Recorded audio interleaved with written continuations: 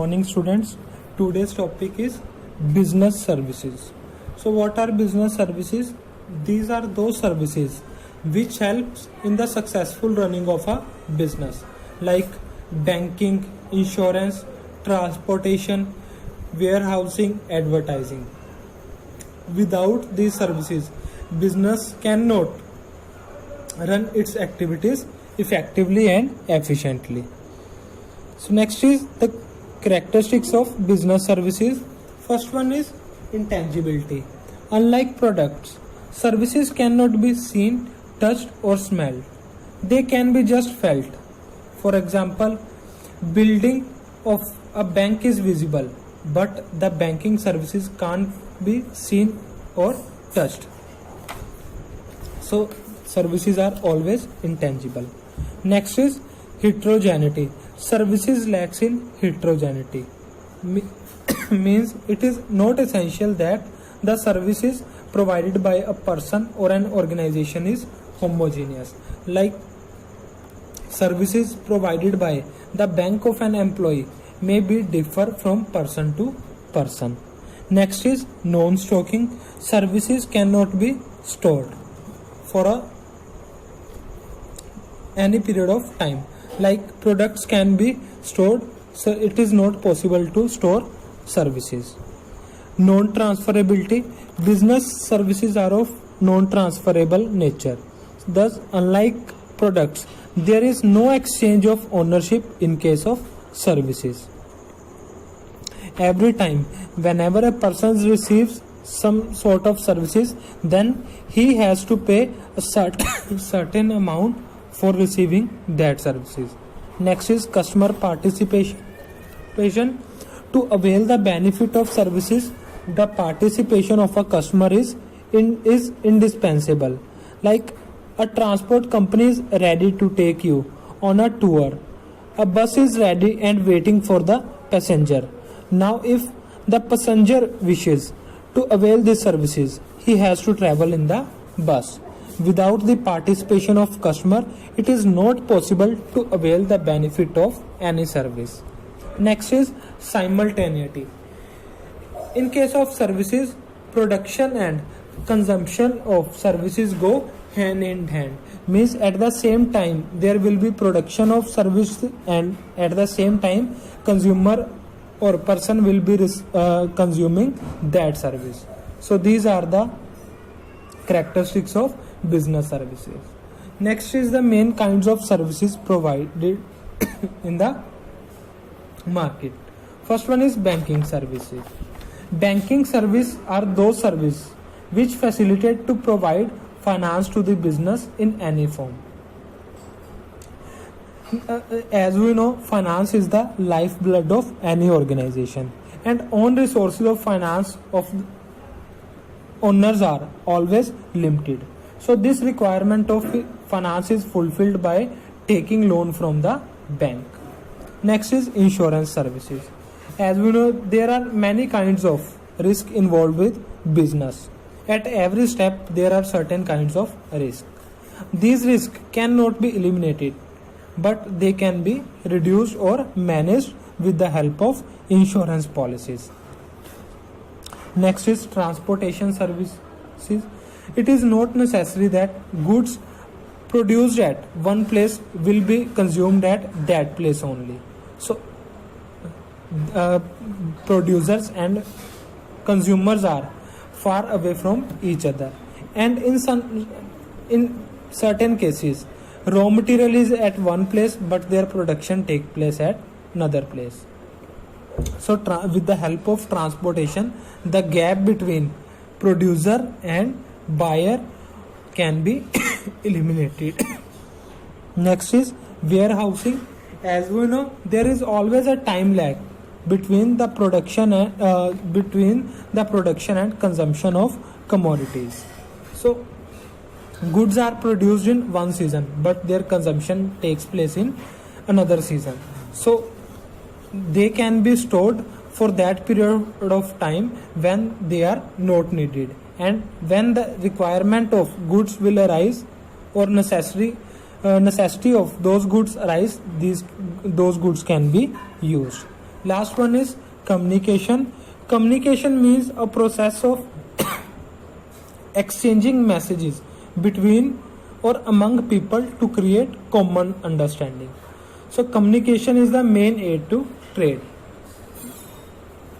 With this medium, inquiry about the product and services can be made. Orders can be placed. Also, complaints can also be filed. So these are the services which are provided by different organizations. First one is bank. Bank means an organization which transacts in money.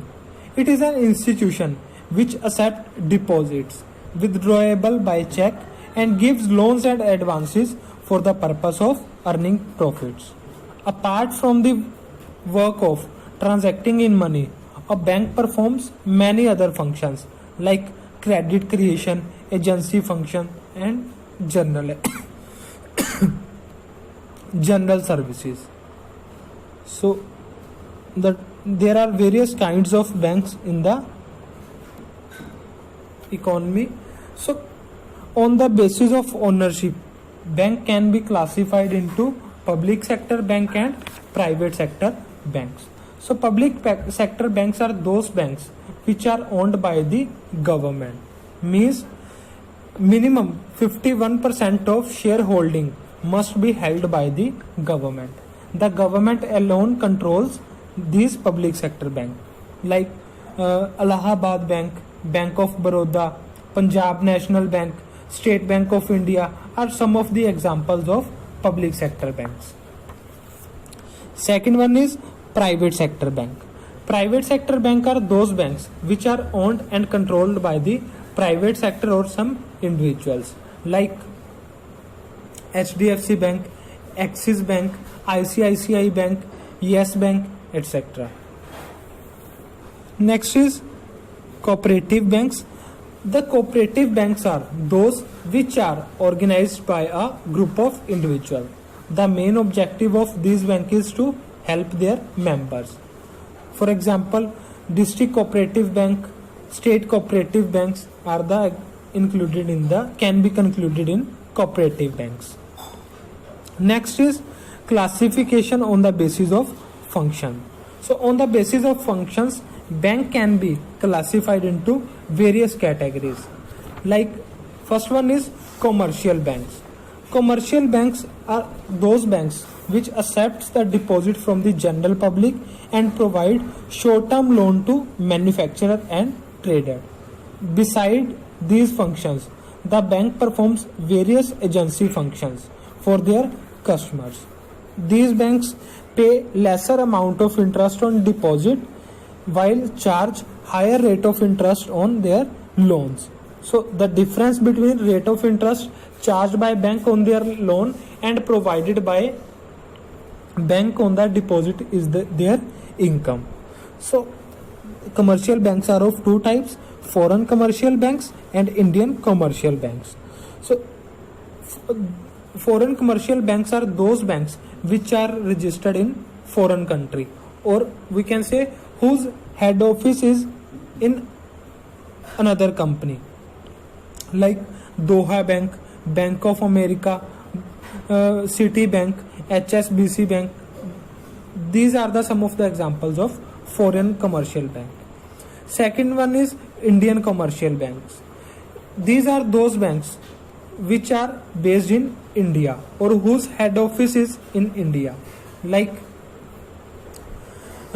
State Bank of India, Punjab National Bank, HDFC Bank, Axis Bank. These are the examples of Indian commercial banks. These are again classified into two categories: public sector bank and private sector banks. We have already discussed about these banks.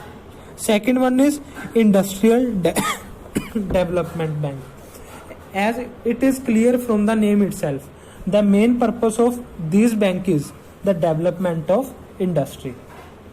So these are those banks which provide medium and long-term loans to industries. These banks help in the establishment of new industrial undertakings.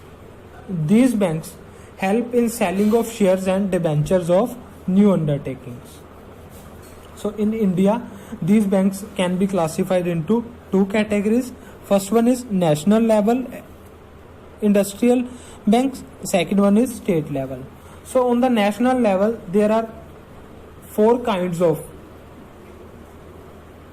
banks which provide loans for industrial development purposes, like IDBI Bank, SIDBI Bank, IFCI Bank and ICICI Bank. And on state level, State Financial Corporation and State Industrial Development Corporation provide loans for industrial development. Next is agricultural bank. So agricultural bank are those banks which provide loans primarily for agricultural work. So these banks provide short-term loans for the purchase of seeds and fertilizer to the farmers. These banks also provide long-term loans for the purchase of land and fixed assets like equipment used in agriculture to the farmers. These banks can be again classified into two categories: cooperative banks and land development banks. Cooperative banks provide short-term loans to agricultural sector. These banks work like the commercial banks, but their structure and ownership pattern is different from that of commercial banks. So state cooperative bank, central cooperative banks and primary cooperative banks are some of the examples. Next is land development bank. The main function of land development bank is to provide loan on security of land. These banks generally provide loans for a longer period of time. And these banks provide loans for the purpose of purchase of tractor, for the improvement of loan, and for the repayment of old debt. So these are the functions performed by agricultural banks. Next is rural banks. So these banks were established in 1975. So in these banks, features of commercial banks and cooperative banks are found. These banks are sponsored by some commercial banks. Their total capital is 50% is provided by the central government, 35% is provided by the promoter bank, and the remaining capital is contributed by the state government. Next is other apex financial institutions. So in this other main banks of the country are included. Like first one is central bank. Central bank is the apex bank of the banking structure of a country. This bank issues currency, controls other banks, and work as a bank of the government. Central bank has the sole right to issue currency notes. The bank also controls the credit in a country. Like India, Reserve Bank of India is the central bank of India. Next is Export-Import Bank. Export-Import Bank helps the trader who are engaged in import and export. The bank provides the facility of refinancings to the financial institution and the commercial bank. Next is National Housing Bank. National Housing Bank was established in 1988. The main objective of this bank was to provide housing loans to the general public. Next is Industrial Reconstruction Bank of India. The main objective of this bank was to rehabilitate the industries. For rehabilitation of industries, the bank takes the management of sick industrial units in its own hand and provide them financial assistance. Sick industries are those industries which are suffering losses from many years. Next is National Bank for Agricultural and Rural Development, that is NABARD. So the main objective of this bank is to develop agricultural and rural areas. So for this purpose, the bank provide short term, medium term and long term loans to agriculture and for its allied activities. So the bank provide refinancing facility to the commercial and cooperative banks. And next is the bank perform research work for rural upliftment. So these are the functions performed by the national bank. Next is the functions of commercial bank. So I hope functions of commercial banks are clear to all of you.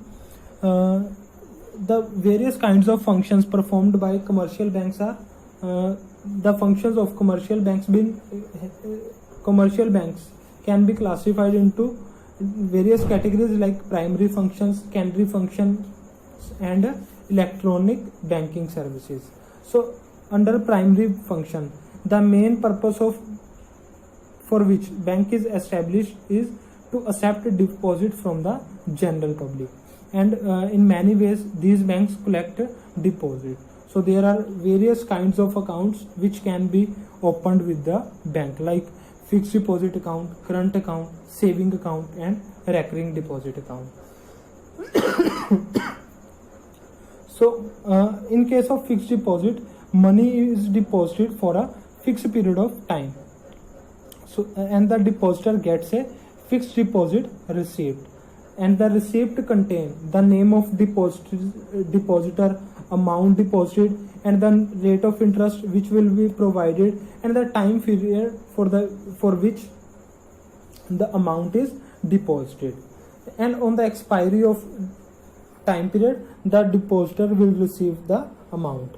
Generally the rate of interest provided on fixed deposit is higher than any other account.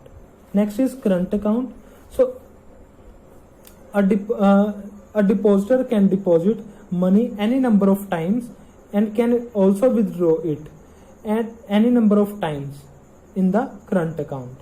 Generally businessmen open these kinds of accounts. Bank does not provide any kind of interest on current account. Instead, bank charge nominal rate on these accounts. Next is saving account. So this account is to encourage the small saving. The bank pays interest on this account which is less than that of fixed fixed deposit. Money is deposited in this account is known as demand liability of the bank. Means it can be withdrawn by the customer at any point of time. Next is recurring deposit account.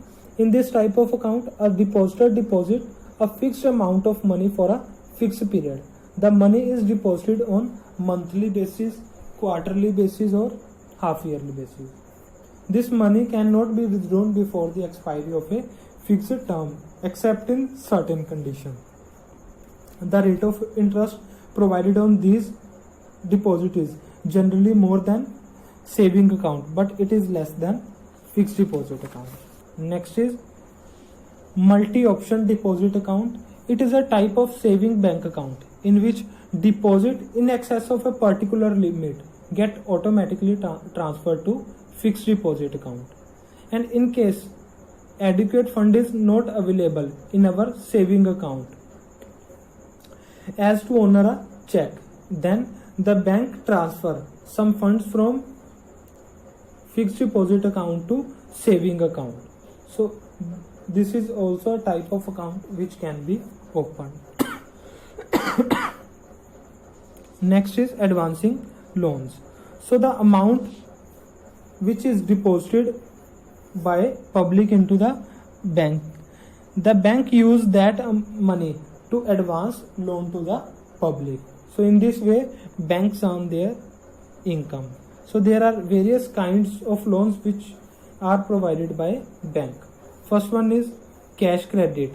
Under this, a borrower is allowed to withdraw a specific amount on the basis of a specific security. The borrower withdraws the money and deposits it within the specific limit.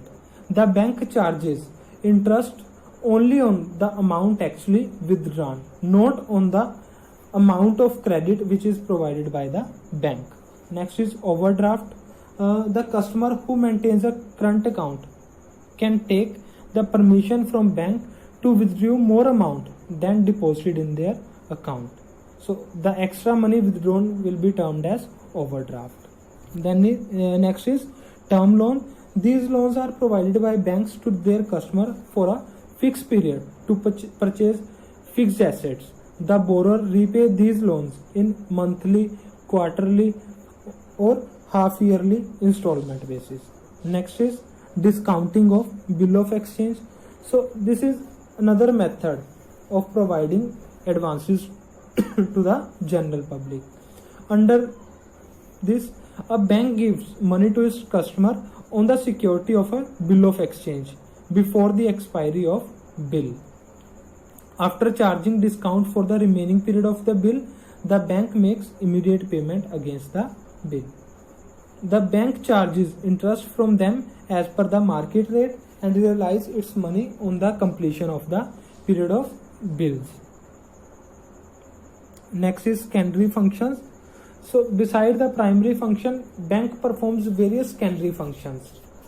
So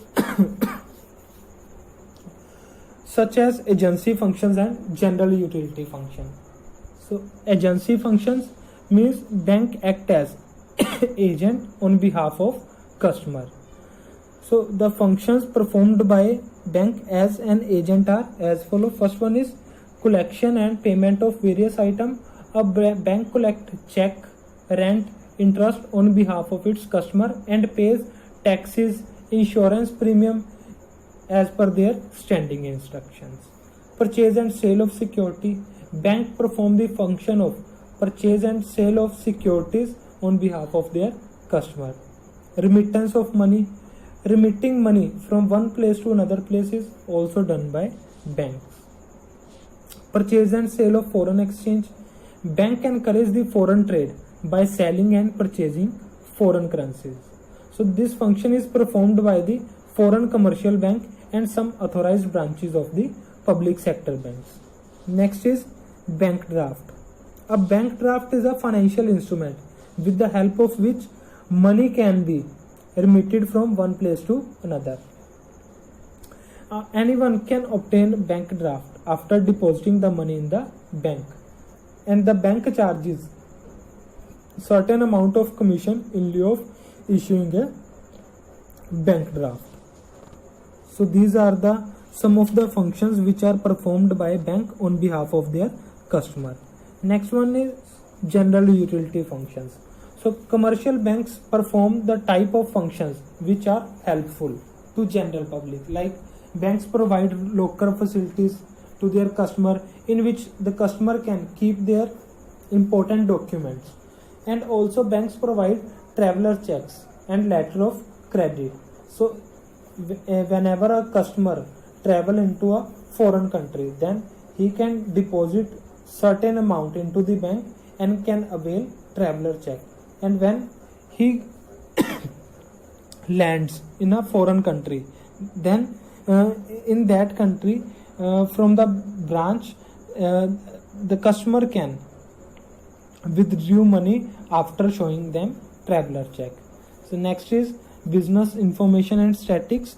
As the banks are aware of the economic conditions, they can advise their customer on financial matters by collecting business information and statistics. So these are the functions which are performed by banks. Next topic is e-banking. When computers and internet is used for the functioning of banks, it will be termed as electronic banking. Due to these services, customer is not required to go to the bank for their transaction, because they can do this transaction at any time from any place. The main electronic services are, first one is electronic fund transfer. So with the help of e-banking, money can be transferred from one place or one account to another account at any point of time. So the main examples are direct crediting and direct debiting. Direct debiting means deducting amount from accounts for the purpose of payment of bills, payment of installment of loan, and payment of insurance policies. And direct crediting means crediting the account of the customer by way of dividend on shares, interest on debentures, commissions, salary and pension, etc. Next is ATM, automated teller machines. So ATM is an automatic machine with the help of which money can be withdrawn or deposited by inserting the card and entering the personal detail of person. This machines operates throughout the day, means it works 24 hours. Next is debit card. The customer can make immediate payment of goods and purchase services on the basis of his debit card provided by the bank.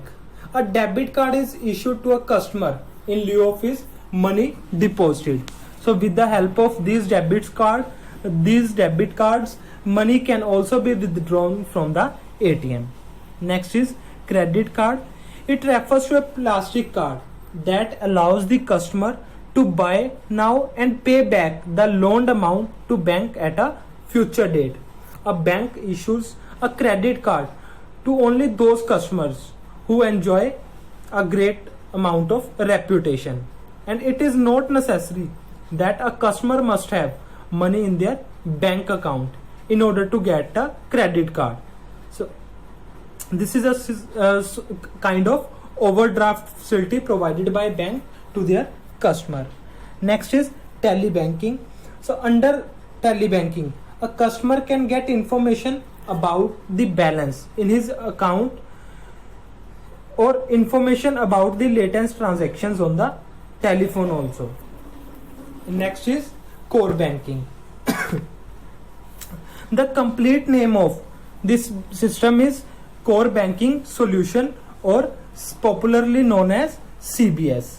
A customer, by opening a bank account in one branch, can operate the same account in all the CBS branches of the same bank anywhere through across the country, if the branch is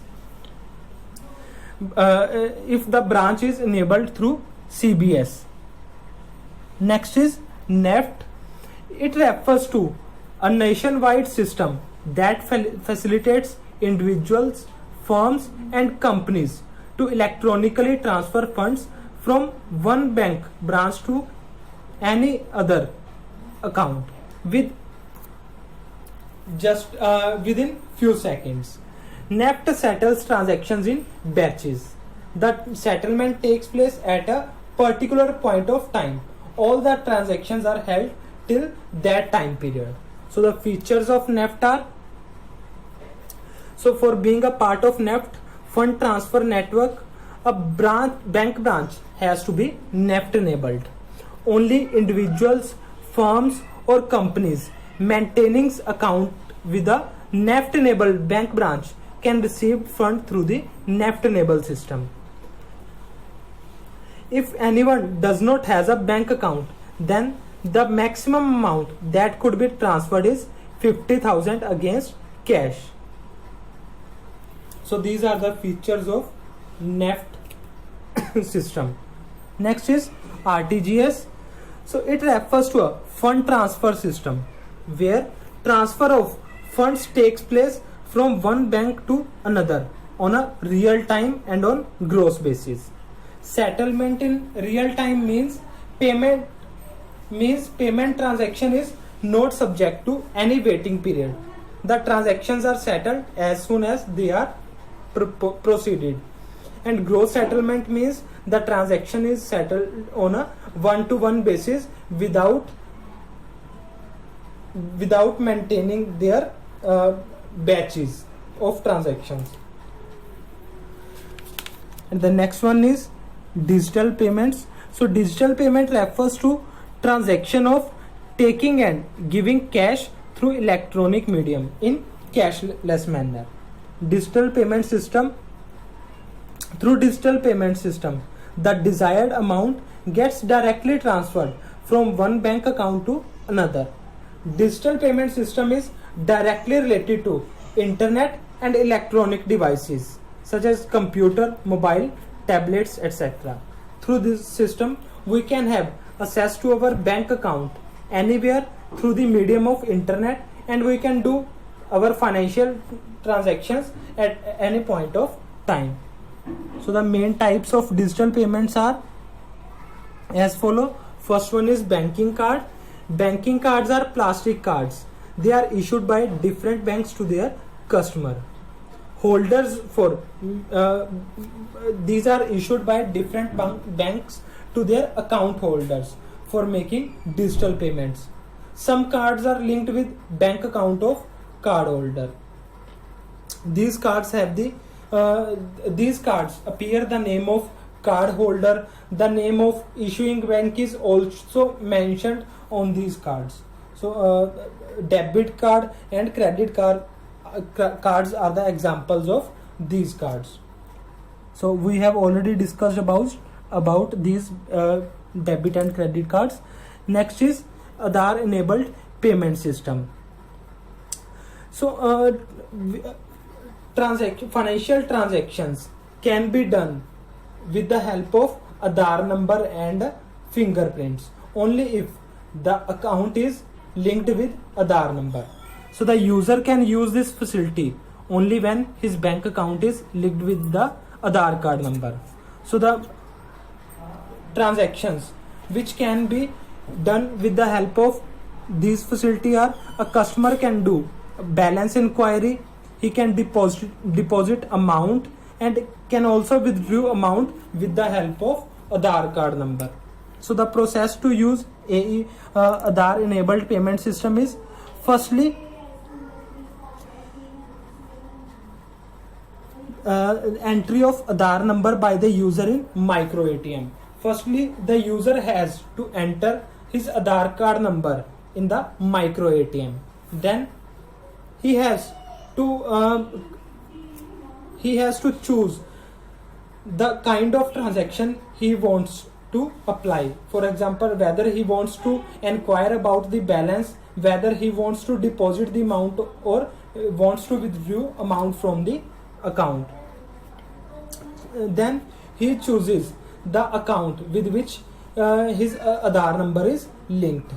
Next is the entry of the value of transaction. Means if he wants to withdraw or deposit amount, then he has to enter the transaction.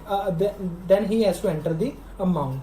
Then scanning the fingerprint or iris for the authentication of transaction, to ensure that the right person is doing transaction. The scan of fingerprint or eyes will takes place. After that, transaction will be completed and the person will receive the slip. So advantages of Aadhaar enabled payment system are: because of biometric authentication, it is the safest mode of digital payments. The system also works in remote areas where where banks are not easily available, but through with the help of micro ATMs, transaction can be possible, and the user does not require mobile internet to use this facility. So these are the advantages of Aadhaar enabled payment system. Next one is USSD, that is unstructured supplementary service data. So it is such a mode of digital payment through the medium of which it is possible to do banking transaction even without internet and smartphone. By dialing *99# with his registered mobile number, with the help of menu displayed on the screen, the user can perform the transactions like balance inquiry, fund transfer, etc. Next is e-wallet. It refers to the method of digital payment under which a user prepares his electronic purse by downloading an e-wallet app in his smartphone or laptop. So e-wallet is a great medium for keeping currency in the digital form, and e-wallet is is an electronic purse in which cash is stored in the electronic form. In order to do any financial transaction, we use e-wallet on our smartphone or computer.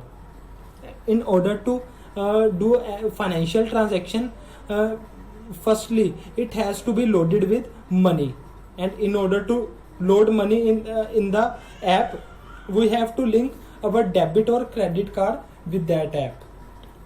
And by using the net banking also, the money can be added into the e-wallet. E-wallet is an app or software which the user download in his smartphone, laptop or tablet, like phone pay app, Paytm. So these are the some of the apps. So process to use e-wallet is, firstly the user is required to download e-wallet app in his smartphone or computer.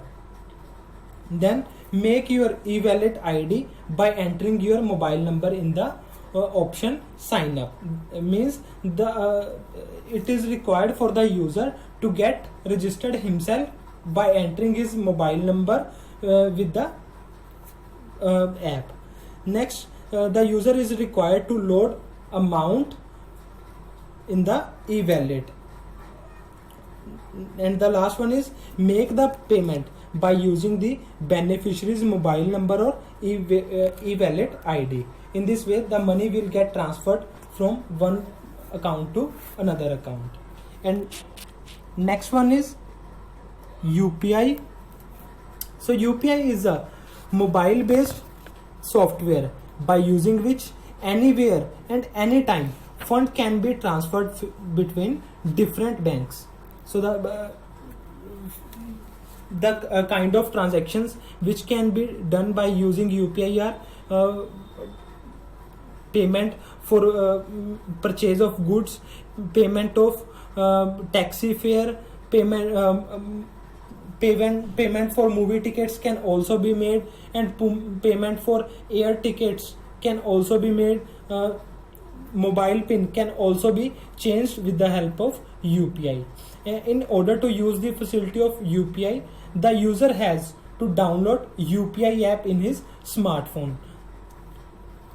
So most of the banks in India have their own UPI apps available. Besides, the government has also launched its UPI app, and the name of that app is BHIM app. The full form of BHIM is Bharat Interface for Money. In normal banking transactions, if we want to transfer funds from one account to another account, the person has to enter mobile account number, his the name of beneficiary, IFSC code of bank, name of the bank. All this information is required. But in case of UPI, the person does not require to submit all these information. He just needs to enter the virtual ID of the person. So just by entering that ID, funds can be transferred from one account to another account. Next is quick response code.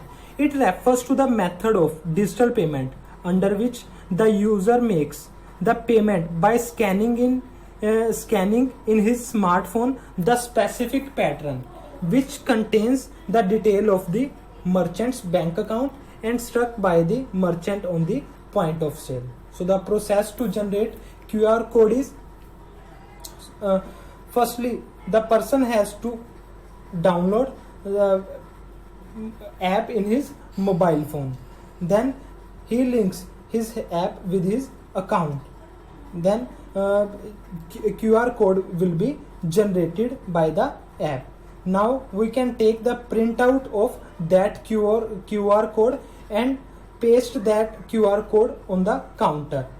So if the buyer wants to make payment through the QR code, he will scan the QR code in his smartphone and the payment will be made to the seller. Next is internet banking. Internet banking is such a method of digital payment under which a customer can do different financial transactions through the medium of bank's website. And the main transactions to be done through the system are like transfer of funds, payment of bills, to know the details of tax deducted at source. If a person wants to open fixed deposit account or a recurring deposit, then he can also open these accounts, and we can also make payment of a credit card also. So these are the transactions which can be done with the help of internet banking. Next is mobile banking. Mobile banking is a facility provided by banks and other financial institutions in which the user can do financial transaction on his mobile devices, namely on smartphone, iPads, tablets, etc. To do this, a special software is used which is known as an app. So all the banks and other financial institutions have their own apps. So a customer can download that app, and transaction can be done with the help of that app. So the transactions which can be done with the help of that app are like balance inquiry, checkbook request can also be filled, bills can also be paid through that app, and minimum balance alert can also be known through that app. So these are the digital payment which can digital methods of digital payments which can be used. And the next topic is insurance. As we know that future is uncertain, and that uncertainty create risk. The risk cannot be eliminated, but it can be reduced to a greater extent or with the help of insurance. So insurance basically means it is a contract where one person promises to other that he will compensate the other person in case of happening of a loss. It refers to a contract whereby in exchange of fixed consideration, one party promises to pay a fixed amount either at the happening of an event or at the expiry of a certain period.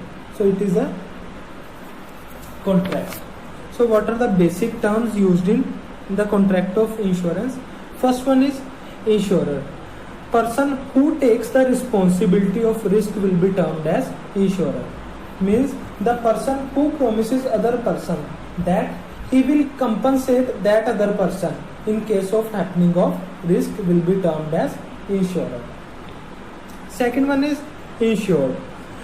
One whose insurance is done, means whose responsibility of risk is taken by the insurer, means the person who is transferring his risk to other person will be termed as an insured. Second one is premium. The fee charged by the insurer on account of providing service will be termed as premium. Next is policy. The documents of contract of insurance in which terms and conditions related to the contract of insurance are mentioned will be termed as policy. And the last one is sum assured. Amount for which the insurance policy is taken will be termed as a sum assured. So these are the terms related to the contract of insurance. Next is characteristics of insurance. First one is two parties. As we know, a person cannot make any kind of contract with himself. So for contract, at least two parties are required.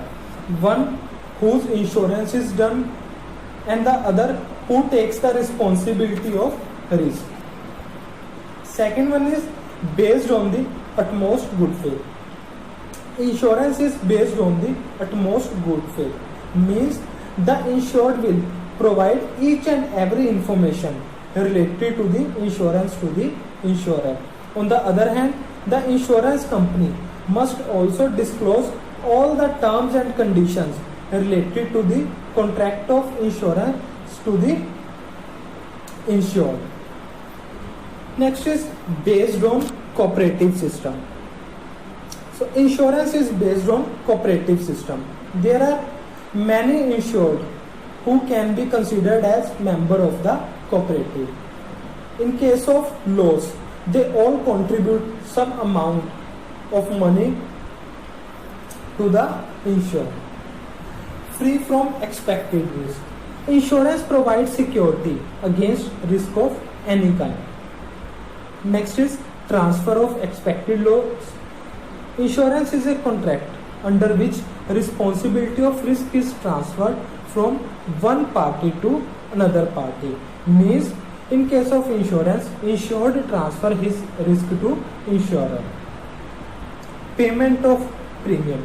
Insurance company takes the responsibility of risk only if some amount is paid by the insured to the insurance company, and the fee charged by the insurance company will be termed as a premium. Next is various types of insurance. Insurance is basically of two types: life insurance and life insurance and general insurance. General insurance again can be classified into different categories like fire insurance, marine insurance, theft insurance and accident insurance. Happening of an event.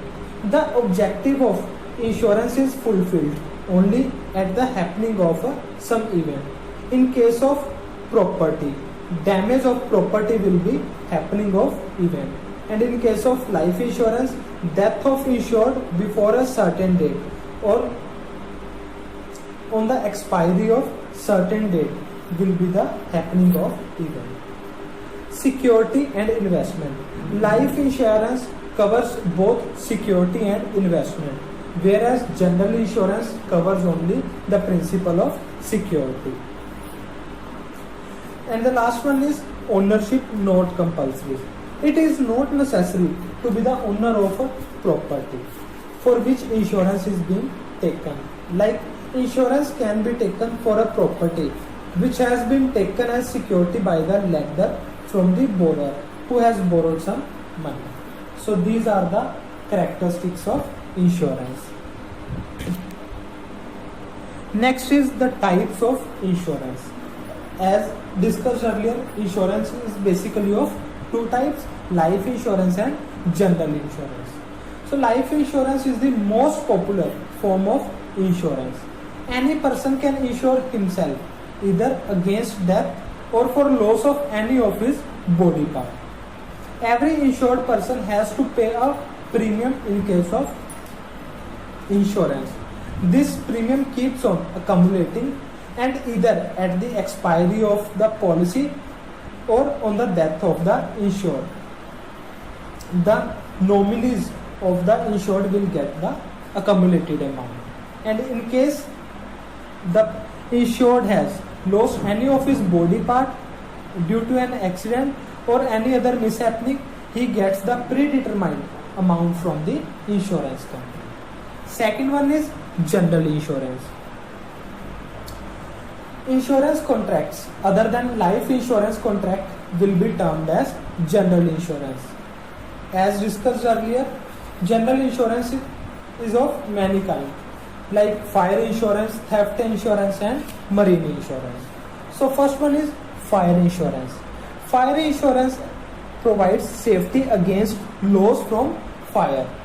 If the property of insured gets damaged due to fire, the insured will receive the value of damage as compensation from the insurance company. And in case no such event happens within a fixed time period, then he will not receive any amount from the insurance company. Next is theft insurance. Theft insurance provides insurance against theft. Insurance company pays the amount to insured as compensation if the property is stolen. And the last one is marine insurance. Foreign business is done mainly through the seaway. So while abroad, both the ship and the goods transported are insured. Insecure. If the ship face any mishappening and gets damaged, loss of crores of rupees has to be faced. So marine insurance provides insurance facility against such losses. So these are the types of insurance.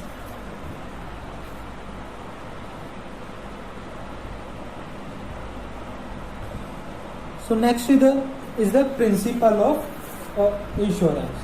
So elements of an insurance contract are, first one is principle of utmost good faith. As discussed earlier, principle of utmost good faith suggests that both the parties means insurer and insured must disclose each fact related to the insurance contract to each other. Means they must not conceal any information related to the contract from each other.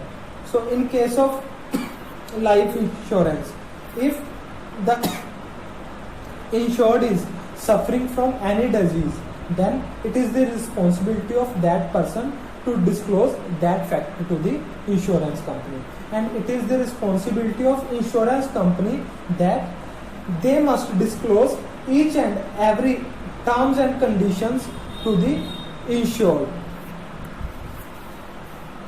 Next is principle of insurable interest. It refers that there must be such a relationship between the insured and the subject matter that the insurance stands to be benefited by its safety and to lose by its loss. So for a valid contract of insurance, it is essential that the insured must have insurable interest in the property or life insured by them. Means if that property or person incurs means if that property or person gets any damage, then that person will suffer loss due to that damage. Next is principle of indemnity. It refers that the insured can get only the compensation against actual loss, and he cannot make profit out of insurance contract. So the principle of indemnity applies to all the insurance contract except the contract of life insurance. Next is principle of warranty. The term warranty means certain terms and conditions which are to be fulfilled by the insured. If the insured does not follow these terms and conditions, the insurance contract can be cancelled. So warranties are of basically two types. First one is express warranties and second one is implied warranties. Express warranties are those warranties or those terms and conditions which are specifically mentioned in the contract, means which are in the written form. And implied warranties are those terms and conditions which are not written in the contract of insurance but are supposed to be followed by the person. Next is principle of contribution. Principle of contribution means if any person gets his property insured by 3 insurance companies, then at the time of insurance of loss, all the 3 companies will compensate for the loss faced, but in a proportionate manner. Means a person cannot make profit out of the contract of insurance. Next is principle of subrogation. So the word subrogation means stepping into the shoes of other. So principle of subrogation applies to all the compensatory insurance contract. According to this principle, when any insurance company compensates the insured for the loss of any of his property, then all the rights related to that property automatically get transferred to insurance company. Next is principle of mitigation of loss. This principle states that the insured should try to minimize the loss of the subject matter of insurance if it is insured. And the last one is principle of proximate cause. According to this cause,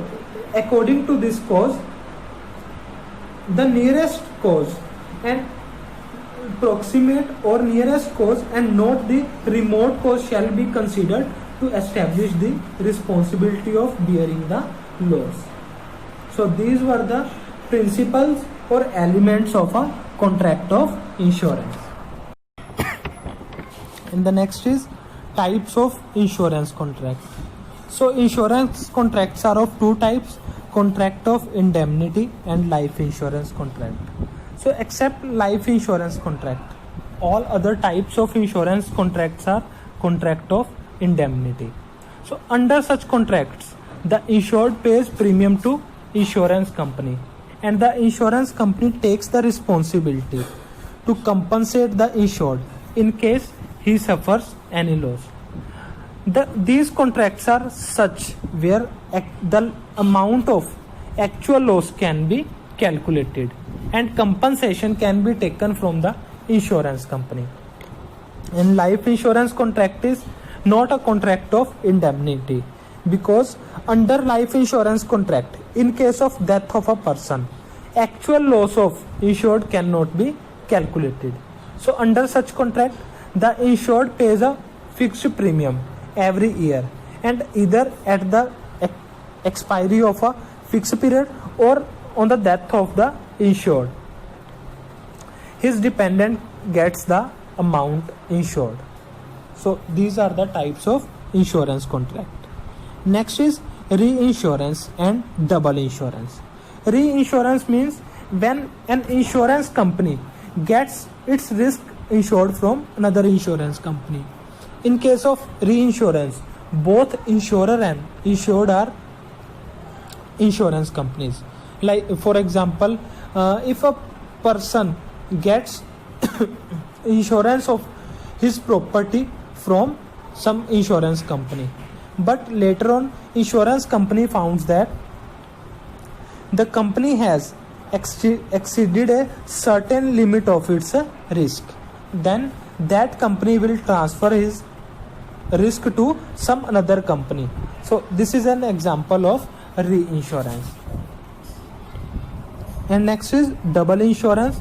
Double insurance is a kind of insurance in which a person takes insurance of same property or person from more than one insurance companies. For example, suppose a person has a building and he gets his building insured from A Limited and B Limited, then it will be an example of double insurance.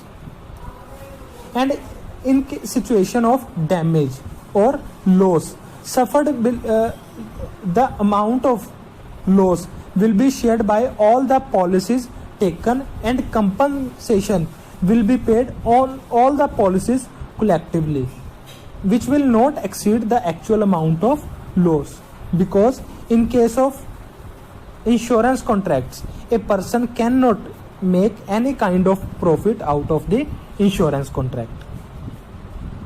So next is the difference between reinsurance and double insurance. Reinsurance, it is related with the insurer, and double insurance, it is related with the original insured. Next is number of insurer. In this case, the number of original insurer is restricted to 1, but in case of double insurance, the same risk is insured with more than one insurers.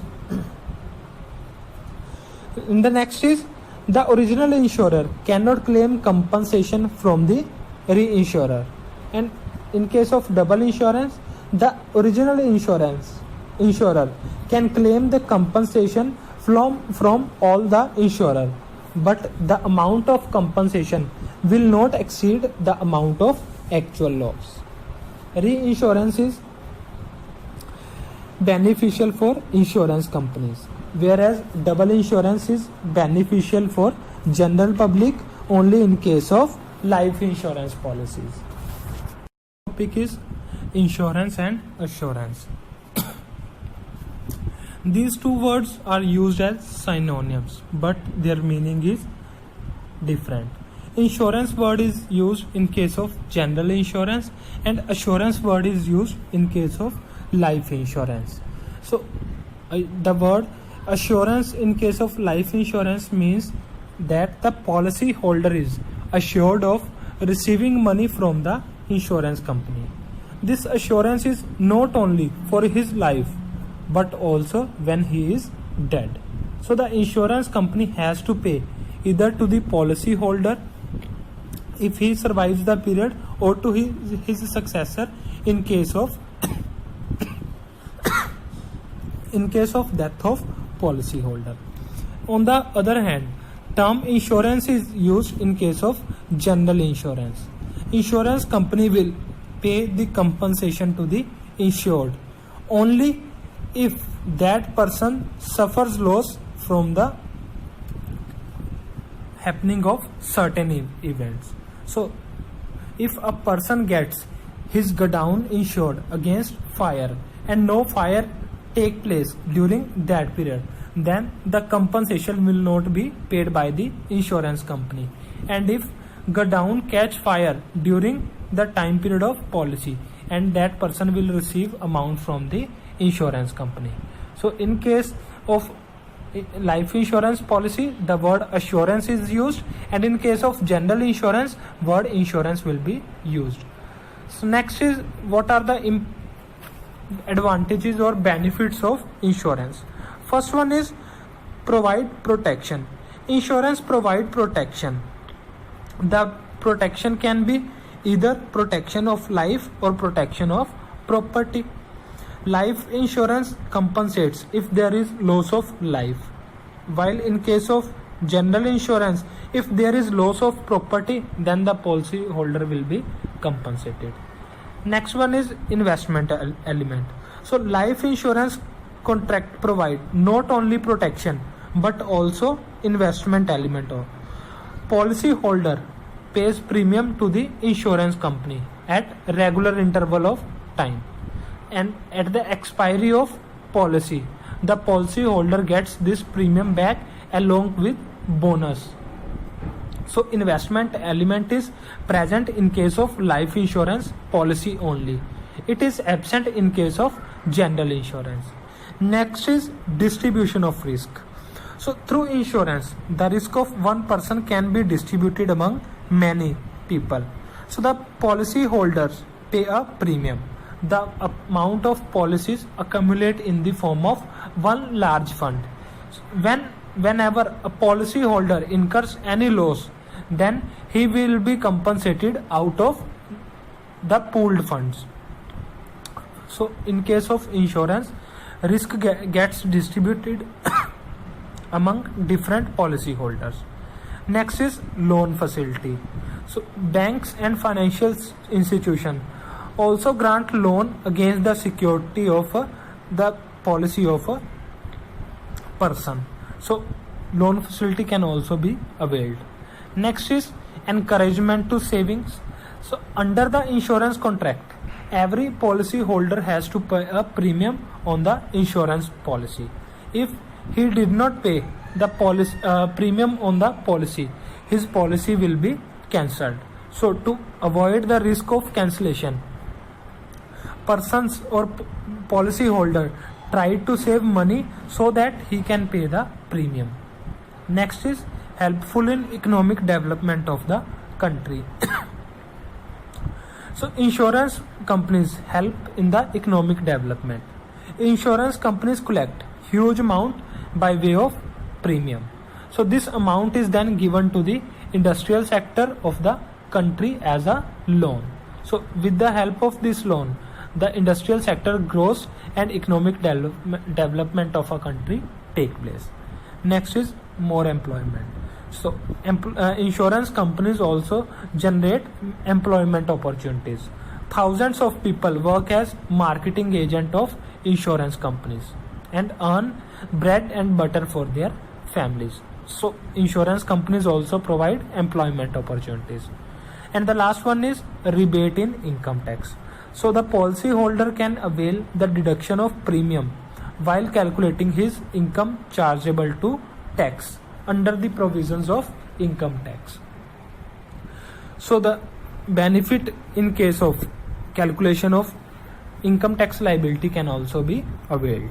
So these are the advantages of insurance. Next is insurance of other risk, means apart from life, fire and marine risk, there are some other risk for which insurance cover can be taken. First one is health insurance.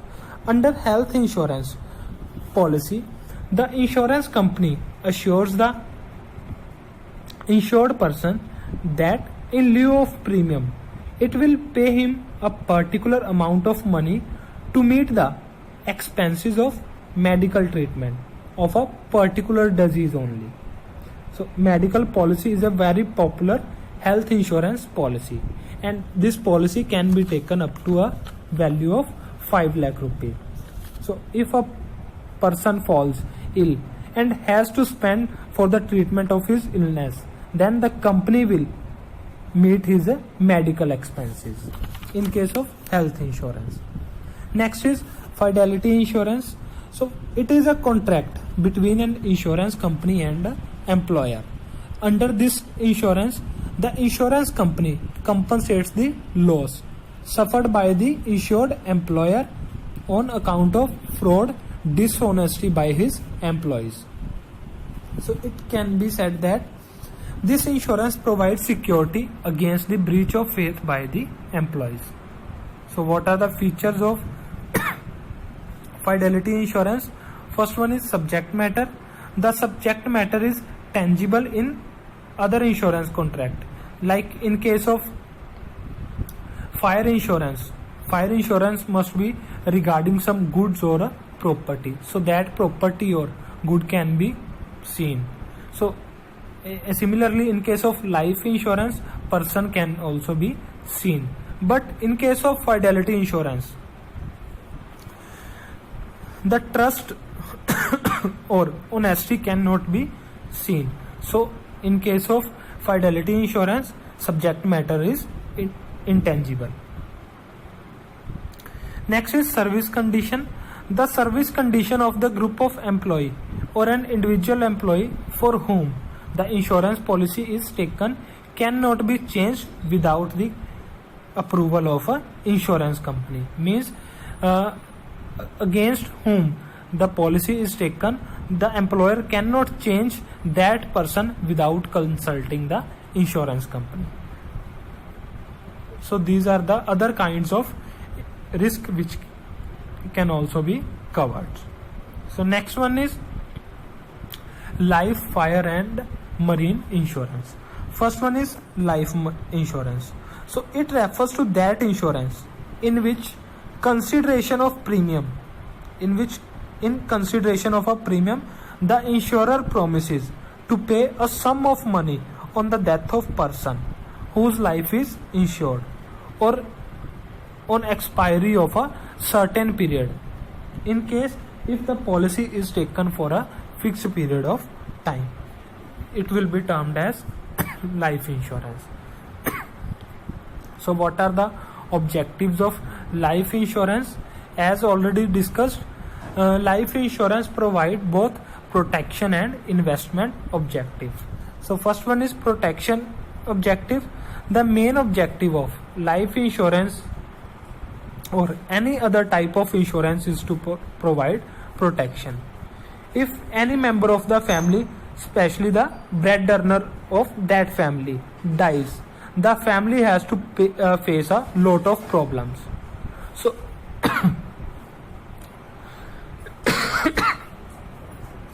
though it is impossible to bring back that person, yet economic loss arising out of his death can be minimized with the help of life insurance. So after the death of that insured person, his family member will receive certain amount from the insurance company. So life insurance provide protection element. Next is investment objective. So life insurance provide investment element also. The insured invests small amount in the form of premium with the insurance company. If the insured dies before the date of maturity, then his successor will get much more amount than the actually amount of investment. And in case that person survives, then the company will pay him amount with the amount of bonus on that policy. So the life insurance policy provide both investment and protection element. Next is the principles of life insurance. So principle of utmost good faith, as already discussed. This principle states that insured and insurer must disclose each and every fact to each other regarding the policies. And next is principle of insurable interest. This principle states that there must be such a relationship between the insured and the subject matter of insurance that the insurance stands to benefit by its safety and to lose by its loss. So the following people have insurable interest, like a person has in his own life, a husband has in his wife's life, similarly a wife in his husband's life, a creditor in her debtor's life. So these are the some of the examples of insurable interest. Next is types of insurance policies. So the Life Insurance Corporation issues various types of life insurance policies. So keeping in view the needs of different policy holders. So the types of insurance policies are, first one is whole life insurance policy. So as the name suggests, the whole life is insured under this insurance policy. The insured cannot receive the money from LIC till he is alive. Means the amount of policy will be given to his successor only in case that person dies. So there are different kinds of whole life insurance policies. First one is whole policy life of limited premium. Under this policy, period of payment of premium is fixed. After the expiry of that period, premium will not be paid, but the assured money is paid to the dependents of the insured only after his death. Next is ordinary whole life policy.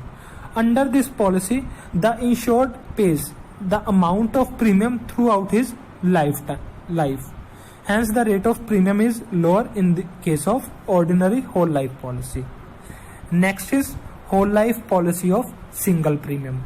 As it is clear from the name itself, in case of these policies, insured pays premium in single installment. So the amount of premium is high in this policy as compared to other policies because the premium is paid in lump sum amount. Next is endowment insurance policy. So this is the most popular type of life insurance policy. Under this policy, insurance is taken for a specific period. Either on the death of insured, his dependent will receive the amount, or on the expiry of the specified period, the insured himself receives the amount from a insurance company. So the endowment insurance policies are of different types. First one is ordinary endowment life policy. This life policy is for a fixed period. The sum assured is given to the insured on the expiry of that period or to his nominees in case of his death. Next is double endowment life policy. In case of death of insured, his dependent gets the sum assured mentioned in the insurance policy. But if the insured lives up to the expiry of the term of policy, then he will receive the double of the amount of policy. And last one is deferred endowment life policy. The payment of sum assured under this policy is made only after a specified time, irrespective of death of insured. Whether he lives or dies is not related with the payment of sum assured. For example, if a person has taken a policy of 15 years, suppose he dies after 10 years, but the payment will be made only after the expiry of 15 period. So these are the kinds of insurance policies. And the next topic is fire insurance. So fire insurance refers to that insurance under which the insurer, in exchange of fixed premium, promises the insured to compensate up to a specific amount if the property of insured gets damaged due to fire within a specified period of time. So it is the meaning of fire insurance. So what are the characteristics of fire insurance? First one is written contract. As like any other contract, fire insurance is a written contract between the insured and the insurer. Next is two parties. As we know, for any kind of contract, two parties are required. Similarly, for a contract of fire insurance, at least two parties are required. One will be insured and other will be insurer. Next one is repayment of sum assured is not necessary. So the important characteristic of fire insurance is that the insurer pays the sum assured to the insured only when the insured has suffered some loss due to fire, and if the property does not catch any fire during a fixed period of time, then the insurance company will not pay any amount to the insured. Next one is period of insurance. So the insurance policy is generally for a fixed period of time, and that period is generally fixed as a 1 year. And in case of fire insurance, premium is paid in lump sum. Next is contract of indemnity. Fire insurance is a contract of indemnity, means insured cannot be benefited from the contract of fire insurance. In case of loss, he will compensated up to a maximum amount of the value of property. Next is provide only protection element. In the fire insurance, only protection element is present and investment element is absent. Use of word insurance. As already discussed, in case of life insurance, word assurance is used, and in case of general insurance or fire insurance, word insurance will be used. Next is surrender value. So in fire insurance, if the fire insurance policy is cancelled before the expiry of period, the insurance company will not make any refund to the insured. Hence, surrender value of fire insurance policy will be 0. And last one is personal contract. Fire insurance is a personal contract and it cannot be transferred without the approval of insurance company. For example, if a person takes the fire insurance policy regarding his property and then transfer it to a characterless person, the insurance company can refuse this transfer of insurance policy. So these are the characteristics of fire insurance. This is marine insurance.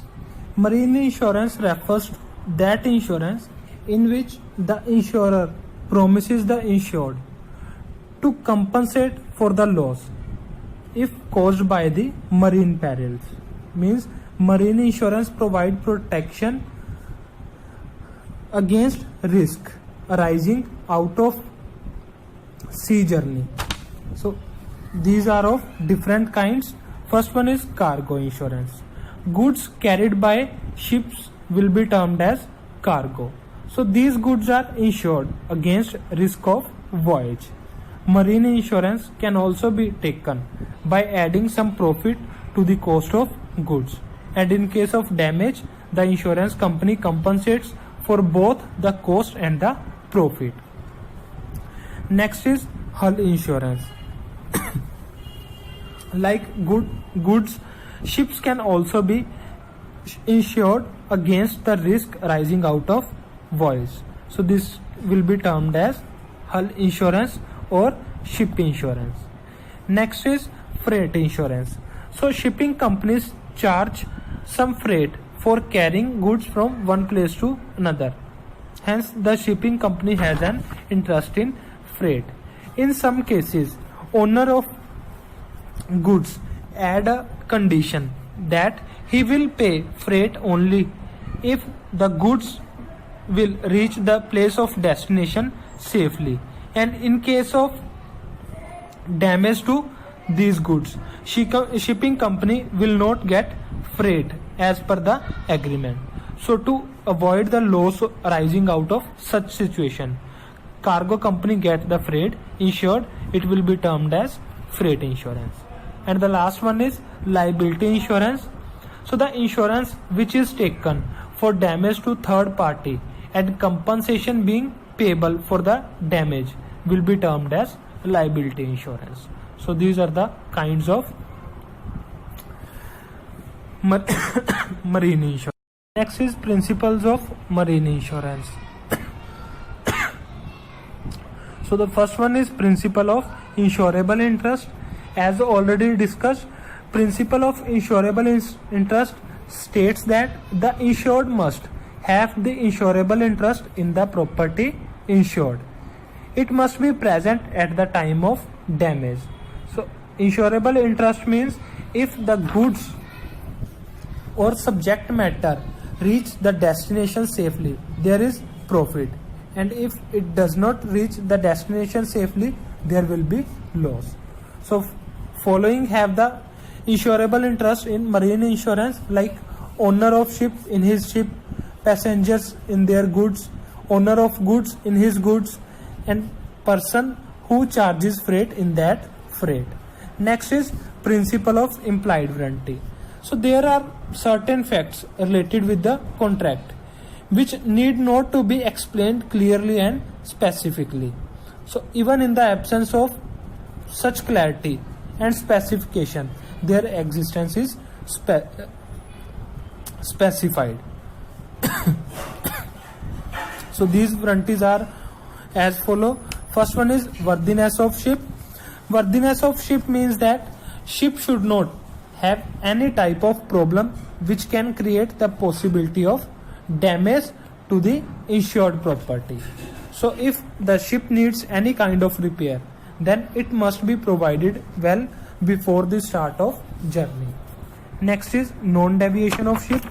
Ship route is prefixed, so the insurance company can easily assume that the ship will follow no other route. It will follow the prefix rule only, and deviations from prefix route is allowed only in certain conditions. These are as follow: if it is required for safety of insured goods, if it is required for saving of life on the ship, and if any passenger suddenly needs any medical help. So in the following conditions, deviations are allowed. And last one is legality of venture. So the insurance company is bound to pay the compensation if the objective of voyage is legal. So if the motive of voyage is illegal, then the company will not pay any kind of compensation. So next is the difference between the life insurance and general insurance. First one is type of contract. Life insurance is not a contract of indemnity. Means insured is assured of receiving payment either on the death or on expiry of a certain period. Whereas general insurance is a contract of indemnity. Compensation will be paid only on the happening of a certain event. Next is objective. The objective of insurance, life insurance, is to control financial problem of self or the family, whereas general insurance is taken for the safety of property. Next is limit of amount. There is no limit for the amount of taking insurance policy, whereas in case of general insurance, the amount of policy will not exceed the value of the property. Next is principle of subrogation. Principle of subrogation applies only in case of general insurance and it will not apply in case of life insurance. Next is period of policy. The policy of life insurance can be taken for any number of years, whereas in case of general insurance, the time period of policy will not exceed 1 year. Next is safety and investment. Life insurance provide both safety and investment element, whereas general insurance provides only protection element. And the last one is surrender value. Life insurance policy has a surrender value, means on cancellation of policy some money will be refunded, whereas in case of general insurance surrender value is nil. So these are the points of differentiation between life insurance and general insurance. It is postal and telecom services. Indian Post and Telegraph Department provide various services across India. These services can be divided into 3 categories like traditional modes, modern methods and telecom services. First one is traditional modes. So some modes of communication have been vague since long. These mediums are known as postal services, and in that process, in the traditional modes, first one is correspondence. Correspondence is defined as communication on generally through letters or emails. Correspondence is the interchange of letters. It is the oldest medium of communication. It includes inland letters, envelopes, postcard and aerograms. And when the letters are sent to foreign countries, they will be treated as aerograms. Next is telegram. So messages at distant places can be sent through telegrams. Whatever message the sender writes in the telegram, it is communicated in the same form to the receiver. Firstly, the message is communicated by one post office to another post office at nearest place to the addressee.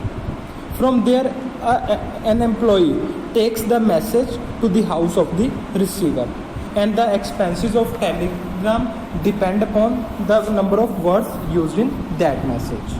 Next is telephones. Telephone is the best medium for quick communication both in and outside the country. So in India, telephone service was started by Post and Telegraph Department in the year of 1881. So talking to a person in the same city will be termed as local call, and when the person is in another country, it will be termed as trunk call. Next is UPC. So UPC stands for Under Postal Certificate. It refers to that certificate which is issued by the post office as an evidence of posting the letter. Generally, when we post letter, the post office does not issue any receipt.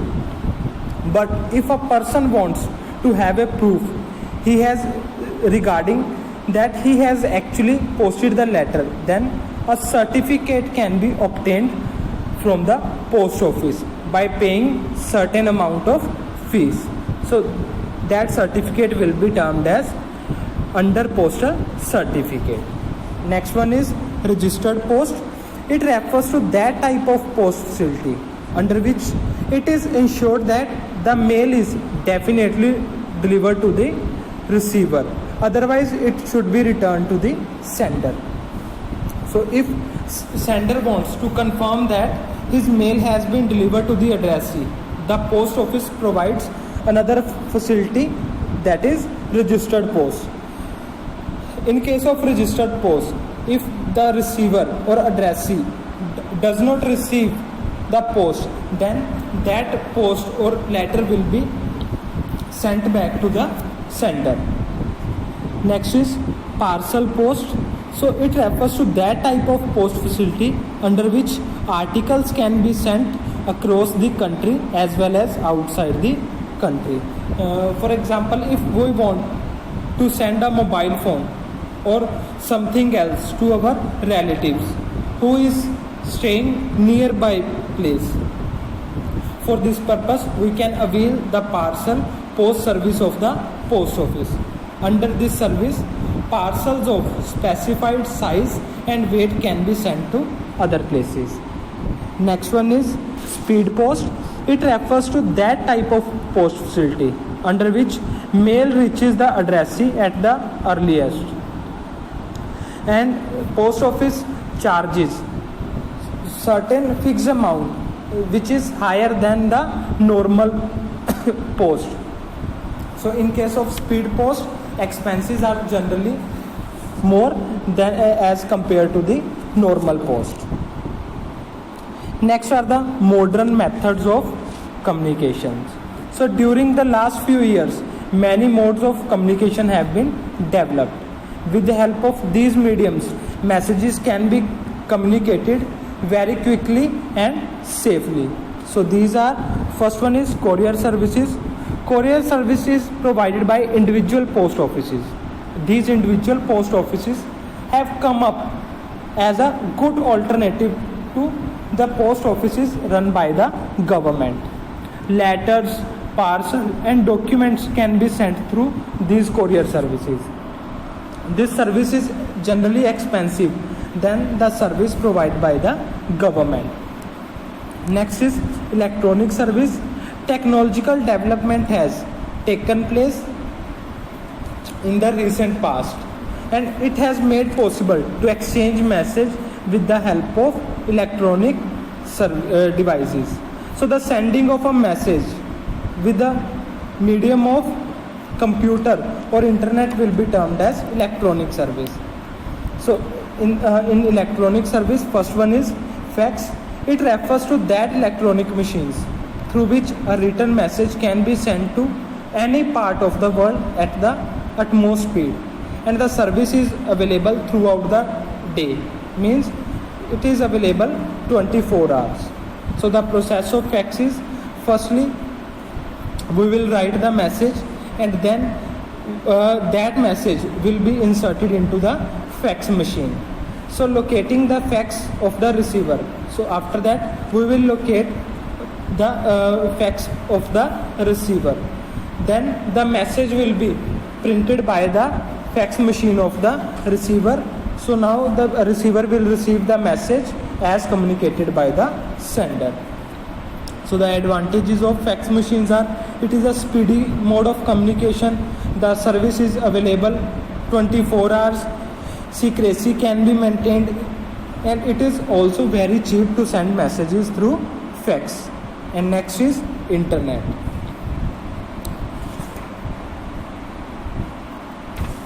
So in the old times, messages used to be communicated by the beating of drums, but now the exchange of messages has reached its climax. All the old methods of communications are now out of fashion. So the information technology has covered a long distance and reached a stage when the whole world seems to have confined itself in a single room. So the benefit, with the help of internet, messages can be sent from one place to another place within few seconds. So the benefits of internet are, first one is helpful in communication. So the email service is available on the internet. With its help, we can send our letters quickly and with complete purity at a very little cost. Helpful in entertainment, we can see films, listen music, play games on the internet. Next is helpful in increasing knowledge. So internet is a storehouse of general knowledge.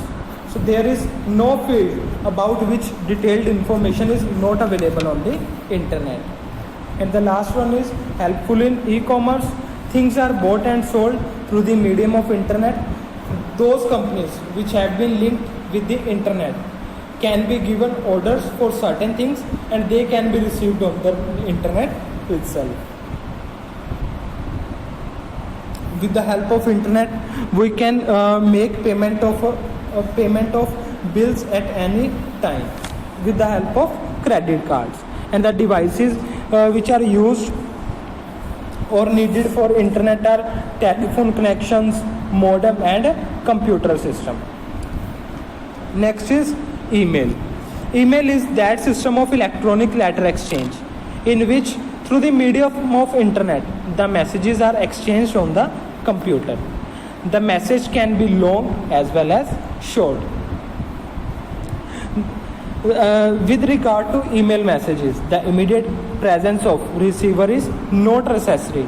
The messages keeps on gathering in the inbox and we can see them, read them at any point of time, and even we can also print those messages.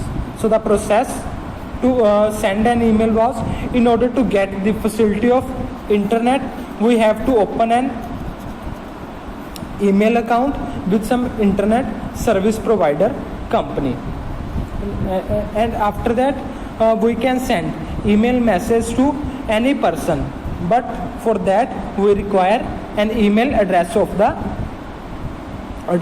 that person.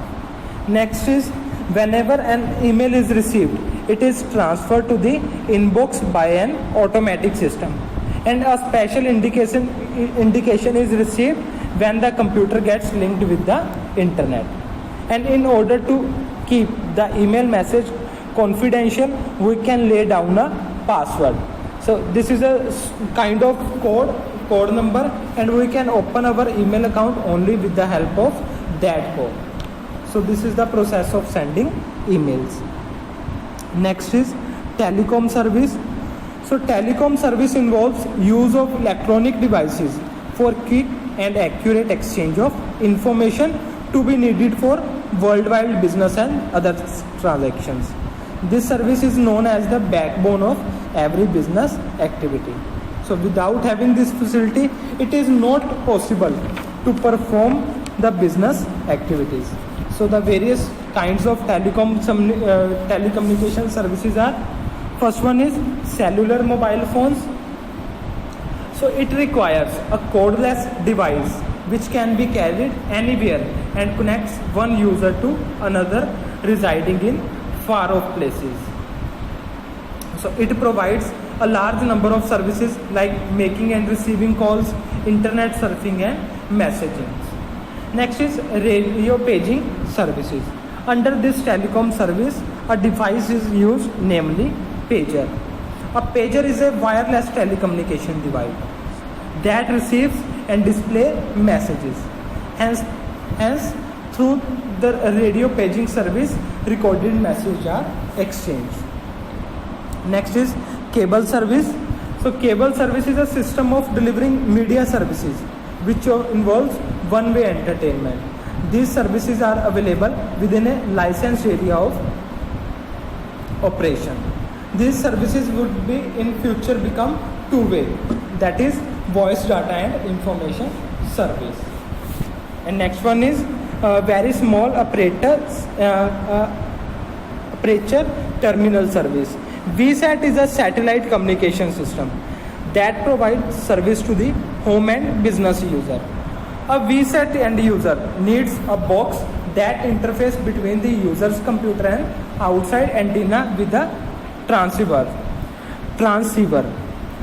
The transceiver receives and sends a signal to a satellite transponder in the sky, and then satellite sends and receives signals from the Earth station computer and act as a hub for the system.